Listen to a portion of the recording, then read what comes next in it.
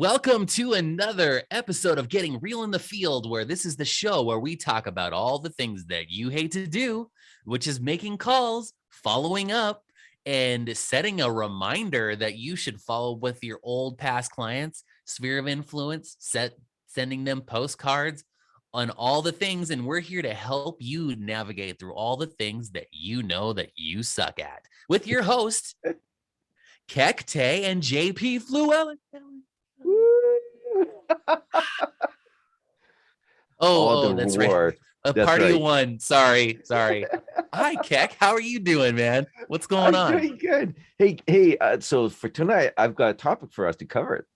Yeah, We got a question. Yes. So we got a question of a newer agent who is afraid of cold calling, and I thought, man, this is a good topic to cover tonight.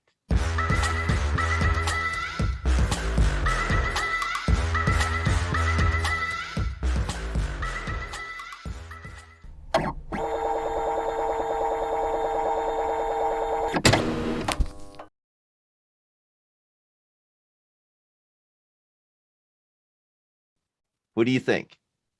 I think it's great, man. Okay. When you're brand new, what do? Right? You got no money. You got dropped in on a parachute into an island, and all you have is a cell phone and some contacts in there. And what do? Right? So the only thing you can do is you make phone calls. And that's the fastest way to grow your business. And even today, the most effective communication is still, making that actual physical phone conversation. You can automate as much as you can. However, obviously this is a show about automation and technology, but the cold call is still effective, and you can build a six-figure business making phone calls. Absolutely. I mean, you got big names like Grant Cardone who's making those calls, right? Absolutely. He automates everything. Like, I think he automates even going to the bathroom, which is weird, but I'm sure you will love this one. Okay, hashtag Grant Cardone. Uncle G, man, I'm sorry, man. I'm sorry. I didn't mean to, get too. Oh my gosh. Okay. So, first question for you. Yeah. Getting started, man. Everybody hates cold calling. I don't know many people would like to do that. Now I don't know about Grant, but let's just say, what are some tips to get you going, get you psyched up and ready to call instead of picking up? I don't know if they're going to answer. 2 rings, click. Sorry, next. Yes. So okay. So one of the things is that is time blocking, right? So you Love have it. to think about every time that you are going to sit down and make phone calls is as if your wife is going to have a baby, and no matter what happens, if you don't show up, she will kill you. And it don't matter if the sky is on fire. If you don't show up, you're dead before you even Okay, start. so be disciplined. Show up. Yes, show up, and be very cognizant of take your phone, put it on do not disturb for however time you want to do your hour of power or hours of power, or whatever you want to call it. And then that way you can get rid of as much of the distractions as possible. And if you're using your computer, try to shut off your notifications on your computer for that time frame too, just so that you can stay focused in making those phone calls. Okay. So that's what I would do. Then picking up the phone. Picking up the phone. Yeah. Pick up the phone and start dialing. Okay. I will say, what's a good number? What's a good number of how fast should be calling? Because me, I'm going to stall as much as I can. Oh, wait. Oh, it's coffee break time. It's coffee break time. Oh, hey, there's something good on that came up and popped up on my news channel on Facebook. So I got to go check it out first. Right. So if, any ideas, I've got some numbers, but So, back in the day when I got my real estate license, they said if you can just make 5 calls a day, which you'd think is Really? seriously. Yeah. Well, okay, let's be more realistic here. 5 past clients per Okay. day. Okay. Fair enough. Um so what I would say is if you can do probably 25 calls a day, hand dialing old school, 25 calls, and then I would also set a benchmark of meaningful conversations. Um I so yes.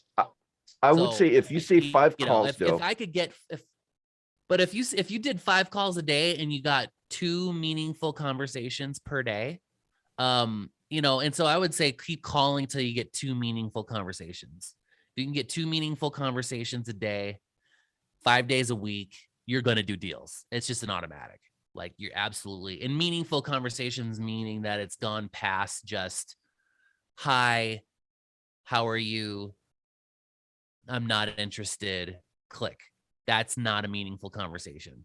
So a meaningful conversation would be something to the effect of you're gonna get to a point where you know where they want to move, what their price point is, what their motivation levels are, if they're working with an agent, if they've gotten pre-qualified, and then yep. and then you can set up an actual showing or listing appointment with them. Okay. All right. We're making calls. I'll share with you a slightly different perspective. I would say that on average, you should get to maybe about at least 15 dials per hour if you want to use, especially cold calls, right? You may not get a lot of pickups. I would say I agree that you want to have at least two to maybe even 2 to 4 meaningful conversations each day out of it. And so what's a meaningful conversation? Usually it means to me like, if I was talking to an inside sales agent, that means it's at least 90 seconds long. That and 90 seconds is not that long if you think about it, right? If you're talking about a meaningful conversation, it needs to be, hey, how are you doing? What's going on with you, JP? What's going on with your life? Or if it's a cold call, it's like, hey, JP, just kind of looking and saw that, I just helped a neighbor of yours sell their home. Just kind of curious if you're interested in learning about the price of your home. Oh, how long have you lived here? How many kids do you have? Blah, blah, blah. That is more than 90 seconds if you get to those basic stuff, right? So that's what you mean by a meaningful conversation, right? Okay. So then I guess let me ask you also, do you have any scripts, any ideas? What do I talk about? Because when I'm talking, I'm freaking out. I'm afraid to. I don't know. I just don't know what to talk about. So maybe we can break it down to like, you know, your spheres. What do you talk to them about versus a cold call? What would you talk to them about too? So when I'm talking to my past clients in my sphere, it's usually, hey, how's it going? Right? Because they Yeah. they already like, oh, what's up, JP? What's going on? And then you kind of do a little bit of catch up, and you're like, how's life? How's things going? You know, and how are the kids? Oh yeah, and you kind of get past that part, and then you just find, say, hey, sorry, is there a move anytime in your future? Or are you guys still over at 123 Main Street? Remember when I sold you that house a few years ago? And then when they say, oh, no, we actually moved, and then you can just go ahead and stick your head in the sand because you forgot to follow up and you didn't get that listing, so there's that. And then, you know, or you could just decide to quit the business at that point because uh, Hey, we're but trying to encourage people here, man. yes, or you can learn something from this podcast and go, "Oh, yes, this show is all about following up, in automating some of the things that you hate to do, or whatever that looks like, And so, and that's the tough part too, is like, there's real lessons to be learned here. Like, there's nothing worse than when you're going through your past clients, you check out on the tax assessor's website and you type in their name and they're at a different address, and you're Yep. like, dang it, you know. So you're stalking them. Yep. Yeah, Go ahead. yeah, it's because you stalk your past clients, and I mean that's the only way this world works these days. So so what we're gonna do is then, you know, learn from those scenarios and go, okay, so I need to do this more often. I need to call my past clients. So I would start off with a little bit of just, you know, how are things, how's life, how's the kids, you know, and then find out, you know, if there's any, you know, through those conversations, has there been any life moments that have happened, you know? Yeah. And so then you could just ask the question, oh, okay, so are you guys thinking about getting into a bigger property then, you know, and just be really, because you got to have a purpose. If you go into a conversation, it's so easy to go down rabbit holes, and then you've spent 20 minutes on a phone call with, especially with the people that already know, like, and trust you, that, and you've Yep. got nothing done. So you wanted to be very cognizant of that. So you have a purpose when you have a phone call, and you want to just lead them straight down. And there's actually a nice, neat little acronym out there that you've probably heard before. If you haven't, it's called LP Mama. And you can LP modify Mama. this to any one of, whether it's a cold call or it is a past client. And so it starts off with location, you know, hey, so are you guys, if you were to make a move, where are you thinking about moving to? Or it's an online lead and it's, hey, are you still looking to move to Cheyenne? Oh, we're actually looking to move to, you know, Denver. Okay, well then you go, Right. then okay, great. And what's your price point that you're looking at? Do you have a specific purchase price or maybe even a payment that you want to stay at? And then you go through that conversation. And then you're like, okay, so if you were to make a move, you know, how quickly what would that look like? Or you could say, are you looking to make a move in the next three to 6 months? Right. Oh, Right. actually, we're looking to move next week. Perfect. You know, um, and then, you know, from there, it's so, you know, if they have already worked with you, they probably aren't working with another agent, but you just for grins may want to just say, so is there another agent in your life? You know, or are you working with another agent, or have you looked at houses recently? You know, things, or you know, you could go as direct as you want or as subtle as you want. And then okay, great. So I would say the next steps from here, and then you can kind of tell them a little bit about the market and say, you know, we really highly recommend getting pre-qualified before we look at property, just because if you find the one that you have, then the one that you like, you'd probably want to make an offer, right?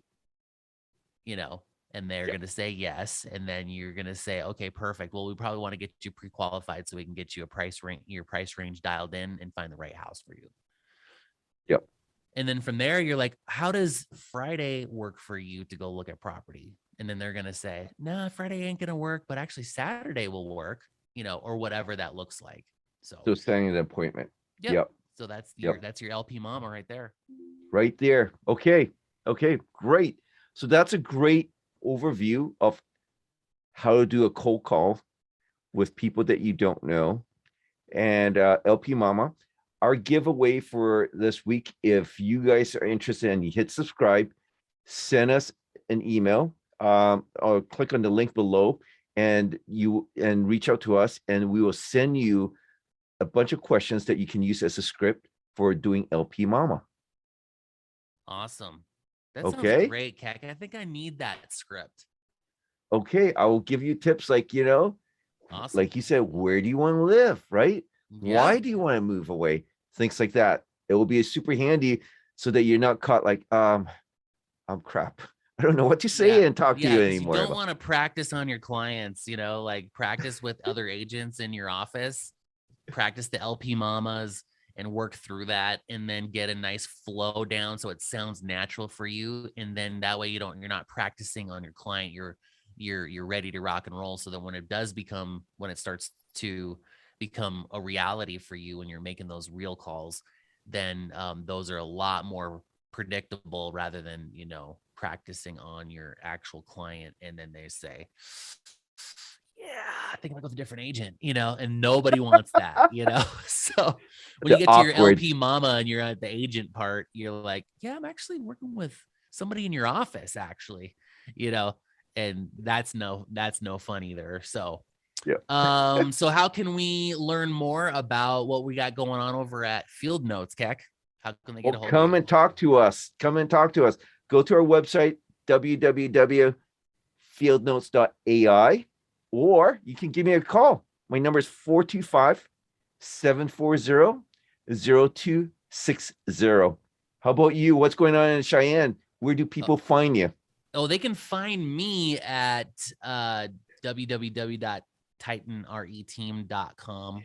You can Google me in the Google machines, JP Flew Ellen, or you can just give me a call, 307-772-1184. And if you really like this episode, please, please, please give us a thumbs up, give us a like, subscribe, hit the alerts, because we're coming at you every single week with great, great content. And we can talk to you like you're real people, because Keck and I are real people. We are. And we keep love those you. questions coming. Keep those Keep those questions. questions coming. We like to answer questions. And one of these days, when we get enough subscribers, we want to try to get to 10,000 subscribers this year. That's so right. Please tell your friends, family, relatives, your cousin it, and anybody else, your people that you don't know. Just tell them about the show, because we can help them too. And I think that's about it. That's a wrap on the show with Getting Real in the Field. Awesome. Thanks, guys. Peace. Peace.